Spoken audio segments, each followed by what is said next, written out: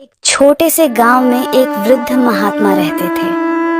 वह एक कंबल लपेटे हुए पूरे गांव में घूमते रहते थे और लोगों से उनका दुख दर्द पूछते रहते थे। लोगों का भी उनके प्रति काफी प्रेम स्वभाव था। उनकी खास आदत यह थी कि जब भी कोई व्यक्ति उन्हें अपना दुख दर्द बताता तो वह उस व्यक्ति का दुख दर्द दूर कर देते थे। एक दिन किसी पास के गांव से एक विद्वान पुरुष उनके गांव में आता है। उस समय महात्मा गांव के एक व्यक्ति के पास उसके दुख दर्द को पूछ रहे थे।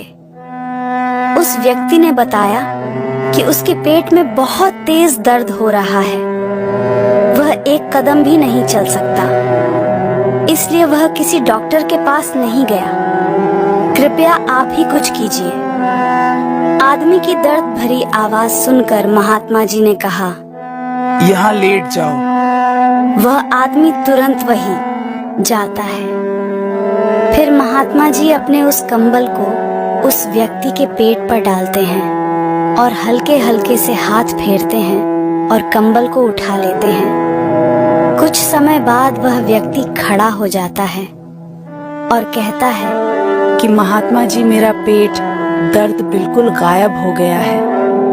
अब मैं बिल्कुल ठीक हूँ। और वह महात्मा जी को धन्यवाद देता है। उनके इस चमत्कार को देखकर पास ही खड़े कि महात्मा जी, आपने इस व्यक्ति के दर्द को गायब कर दिया। कृपया अब इसके घर खाना खाकर ही जाएं। ऐसा सुनकर महात्मा जी कहते हैं कि अगर तुम इतने प्यार से बोल ही रहे हो तो चलो ठीक है। महात्मा जी उस व्यक्ति के घर जाते हैं और भोजन ग्रहण करते हैं। भोजन करने के बाद वह वापस अपनी कुटिया पर आते हैं। यह सब चमत्कार होते हुए वह विद्वान पेड़ के पीछे खड़े होकर देख रहा था। कुछ समय के लिए तो वह दंग रह गया कि यह सब कैसे हो सकता है। उसने महात्मा जी का पीछा करना शुरू किया। अगली सुबह महात्मा जी फिर कंबल ओढ़कर गांव की फेरी करने के लिए निकले।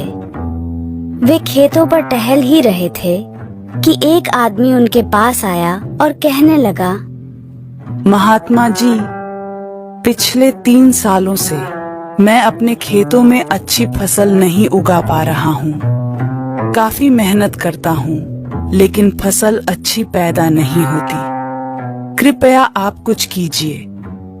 पहले तो महात्मा जी ने कहा, इसमें मैं क्या कर सकता हूँ?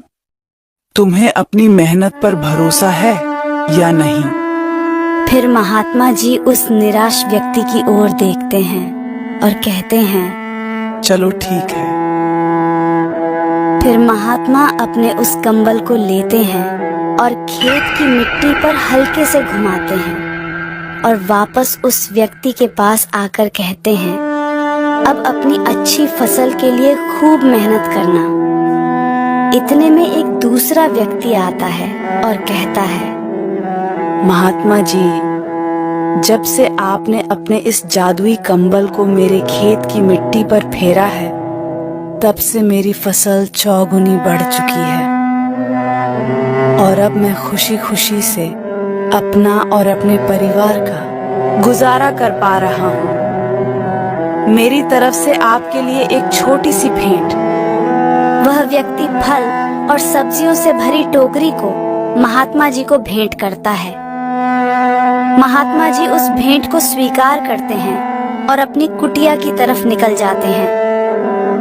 आज हुई सभी घटनाओं को वह विद्वान फिर से पेड़ के पीछे खड़े होकर देख और सुन रहा था। अब वह समझ गया था कि महात्मा के पास एक जादुई कंबल है। वह सोचता है कि अगर वह कंबल उसके पास आ जाए तो वह अपने मान सम्मान और संपत्ति में वृद्धि कर सकता है। वह दोबारा से महात्मा जी का पीछा करता है और उनकी कुटिया तक पहुंच जाता है। अगली सुबह महात्मा जी नहाने का विचार बनाते हैं और पास ही जंगल में बह रही नदी में स्नान करने के लिए जाते हैं। वह विद्वान भी उनके पीछे पीछे जाता है। जब महात्मा जी अपने उस जादुई कंबल को अपने शरीर से उतार के पेड़ की एक छोटी सी टहनी पर डालते हैं और नहाने के लिए जाने लगते हैं, तो वह विद्वान तुरंत उस जादुई कंबल के पास आता है और उसे उतारने की कोशिश करता है। लेकिन वह जादुई कंबल पत्थर की तरह व्यवहार करता है। वह विद्वान उसको खींचने की कोशिश करता है, लेकिन कंबल पूरी तरह से जकड़ चुका था। कुछ समय बाद महात्मा वापस आने लगते हैं। महात्मा को वापस आते हुए देखकर वह विद्वान बिना कंबल लिए ही चला जाता है। महात्मा जी आते हैं और उस कंबल को उतार कर अपने शरीर पर लपेट लेते हैं। कुछ समय बाद वो उस कंबल को धूप में सुखाने के लिए डाल देते हैं, ताकि दोबारा डालने के बाद थोड़ा शरीर को गर्माहट मिल सके।